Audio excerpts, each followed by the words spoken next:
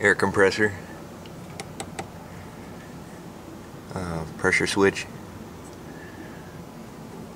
2 paintball tanks. I got a solenoid valve right here.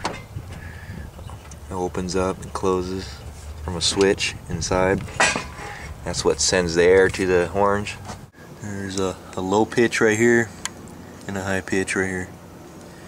Everything's really compact. It fits right in this little Honda Civic. Yep.